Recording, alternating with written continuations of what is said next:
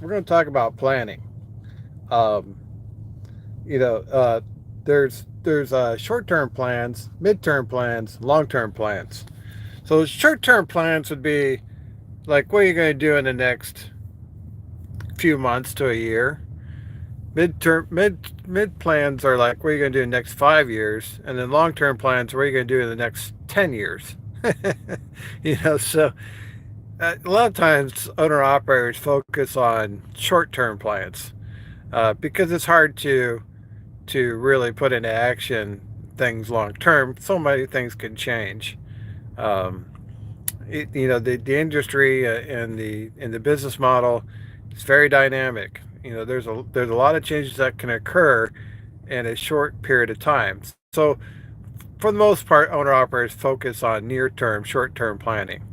What are they going to do in the next few months or within the next year? That may be buying and selling trucks, for example, reaching financial goals, health goals like losing weight, things like that. Mid range plans are like a little further off, but not not implausible. They would be thinking things like, well, in 5 years, I'll be on another truck. I'll have reached some certain level of financial goals. I'll be 5 years stronger than I am today. And then when they start thinking long term, they're starting to think about retirement. 10 plus years into it, they're thinking about retiring. Getting ready to retire. Uh, but then when you think about planning, what really separates an owner operator as a business person is their ability to plan. And I see this quite often in successful owner operators. They have multiple plans. They have their plan, okay, their plan of action. Call that plan A. But if, in the back of their mind, they got plan B ready to go. It's good from experience. They know that oftentimes their plans don't always work out the way they envisioned it was going to work out. So they have plan A, but they've also got a backup plan. We'll call that plan B. And business people never really stop uh, solving problems. I mean, this is what business people do. They solve problems. And it's like, well, what are you going to do if plan A doesn't work? Well, I got plan B. What are you going to do if plan B doesn't work? Well, I got plan C, D, E, F, G, H, all the way down to Z. For every situation, they'll come up with a new plan. That's just how business people think. We don't accept defeat. If plan A doesn't work, we'll come up with a new plan called plan B. If that don't work, we'll come up with another plan, we'll call it plan C. We'll always have a new plan, a new strategy. We're never just going to throw our hands up in the air and say, well, that's it. Plan A didn't work. I guess we're done. that, that doesn't happen. You know, we're always going to have a plan. Plan A is probably not going to work. So let me give you an example here. I'm looking to buy my third truck. Now, I've already kind of geared into what plan A is. But I'm already thinking about other strategies as well. We'll call those plan B, C, D, E, and F. So I may buy a high mileage used truck, for example, and we'll call that plan A. But that may not happen, for a variety of reasons. Um, so then plan B would be like, okay, I'll buy a truck from Crete. Actually, I think I put that at plan C. Okay, so let's say plan B will be, I'll buy a truck off truckpaper.com. That might be plan B. Plan C would be buy a truck. I might buy a truck from Schneider. I've been looking at Schneider trucks. They're starting to sell their 2023 models for 87,000, and like their 22 models are very competitive at 70,000, sometimes less, depending on the features. And I think Crete truck prices are going to have to come down. I mean, if Schneider's lowering their prices, Crete's got to have to lower their prices as well. So I would say plan A is a high mileage used truck I have in mind. Plan B is probably looking at something like truckpaper.com. Plan C would be Schneider. Plan D, I would consider buying a Crete truck. But or plan E might be buy a Crete truck but finance it somewhere else. That actually could be plan. I don't know. We could throw that as plan B and move everything else on plan E, F, and G. But there's always a plan. I mean, my backup plans have backup plans. That's just the way business people are. You think you have your current truck and your plan is to drive it to the end of the warranty, 7 years, 750,000 miles. That's plan A. But then you reach that point and you start looking at truck prices and you're thinking, well, truck prices are kind of high. Maybe I'll switch to plan B. Plan B was I'll keep my old truck and just do an engine end frame and hold on to it for another 3 years. That would be plan B. you know, or you could do plan C, which is trade it in for, another truck, or plan D, just turn into Crete, let Crete sell it. So there's many, many options. Plan F would be like try to sell it yourself. You know, there's many ways of going about doing things, and you never really stop creating plans, stop strategizing how to solve a problem. Uh, there's always plans, and for non-business minded people, this sometimes drives them nuts. They're like, you got a plan for everything. And I'm like, well, of course I do. Why wouldn't I? you know, it's like, yeah, I don't just, accept, a one plan and think that's going to be successful. You know, experience has taught me that plan A is like the starting point. Where you end up could be plan D, very easily.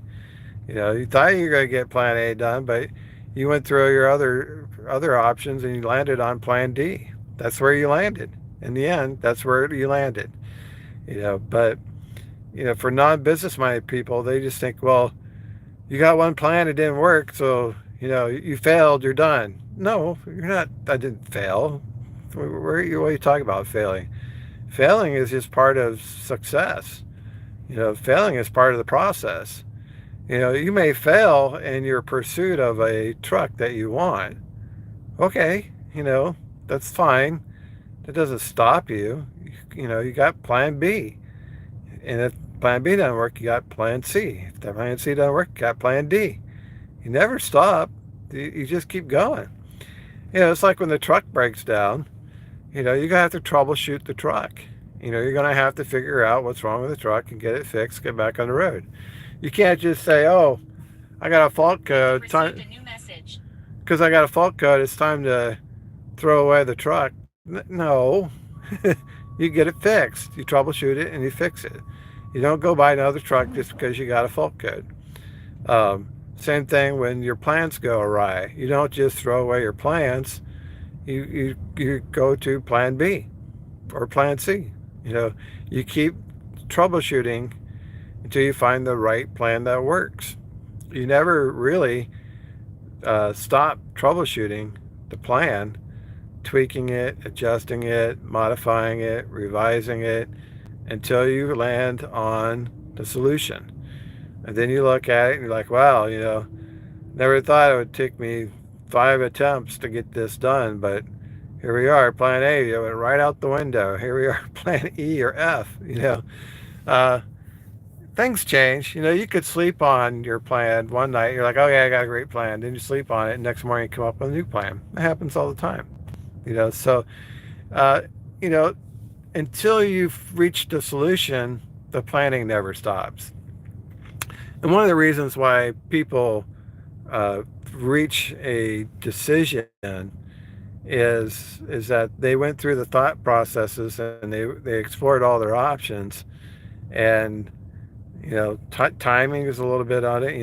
What they could wait another 6 months, but maybe they don't want to wait, or who knows what the reason is. But they reached that point in the planning process. They're like, okay, well, here we are. This is a solution. It wasn't plan A, but we did reach a solution. So owner operators do a lot of planning, and if you ask an owner operator how many plan options do they have to run their business, they'll say unlimited. Really? I mean, why would they put any restriction on their ability to plan? Their planning is unlimited. They'll keep planning until they reach the solution. You know, sometimes they have to do trial and error years on end before they figure things out. You know, they never give up. That's the thing about a successful owner operator is they never give up. They may change trucks, they may tweak their business model, but they never really give up. They don't really. The good ones don't ever accept defeat. They will come up with a new plan, a new strategy, a new way of thinking, a new way of doing it. Maybe they're on plan Z, but that even then that won't stop them. They'll just come up with another plan. And when you're shopping for trucks, you know, the buyer, it's a buyer's market. Um, there's a wide variety of trucks, so don't get too focused on one truck.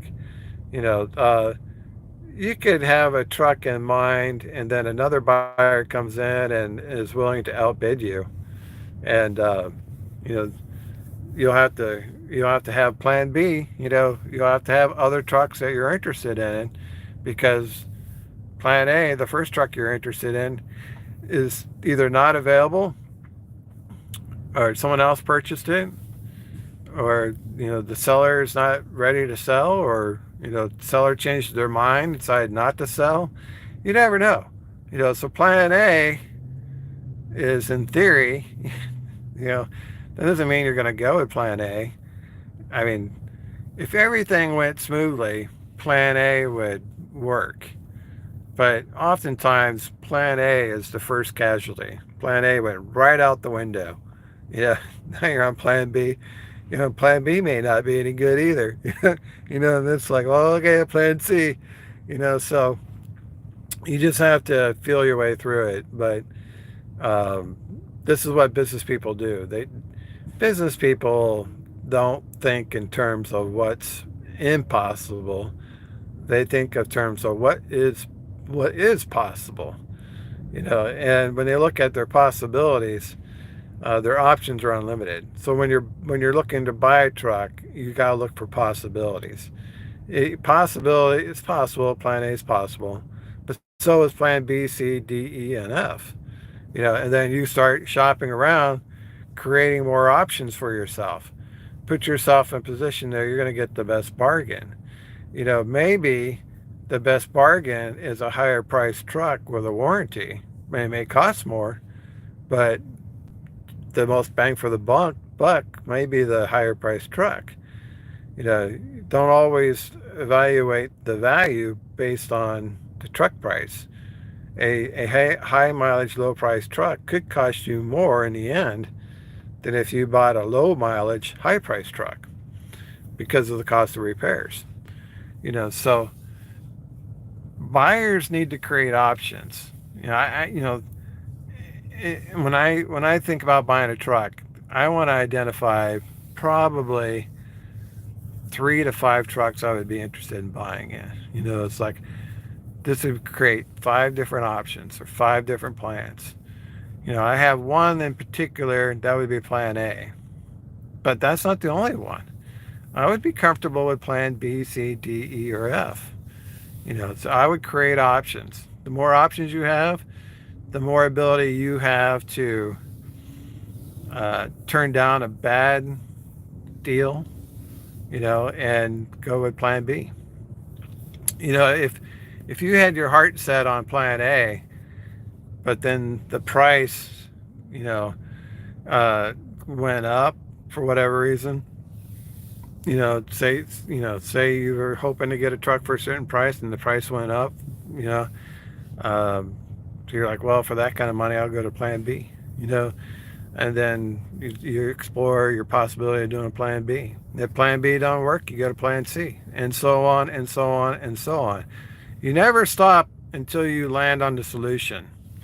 The planning doesn't stop, the strategizing doesn't stop, the problem solving doesn't stop.